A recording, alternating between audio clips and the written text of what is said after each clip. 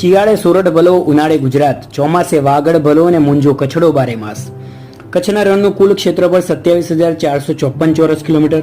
કચ્છના રણમાં લુણી, બનાસ, સરસ્વતી અને રૂપેણ નદીઓમાં ચોમાસામાં પાણી વધારે આવે છે. જૂનથી નવેમ્બર દરમિયાન જળબંબાકાર રણ બની જાય અને મે સુધી તેમાં કાદવ કીચડ રહે છે. આ કીચડમાં થોડું થોડું હાથથી ખોદતા અંદરથી મીઠું પાણી નીકળે છે, જેનો પીવાના પાણીમાં સીધો ઉપયોગ કરી શકાય છે.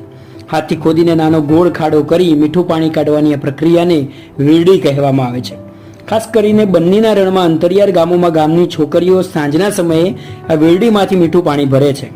ડિસેમ્બર 2023માં કેન્દ્ર સરકારે આ બન્ની ઘાસના મેદાનમાં ચિત્તા સંવર્ધન કેન્દ્રને મંજૂરી આપી હતી. 2617 ચોરસ કિલોમીટરમાં ફેલાયેલ એશિયાના સૌથી મોટા ઘાસના મેદાનોમાંનું એક ચિત્તાઓના સ્થાપક વસ્તીનું આ ઘર હશે, જે ભારતમાં ચિત્તાઓનું પ્રથમ ઘર, જે મધ્યપ્રદેશમાં કુનો વન્યજીવ અભયારણ્યથી સ્વતંત્ર રીતે આ ચિત્તા ઉછરેલા છે.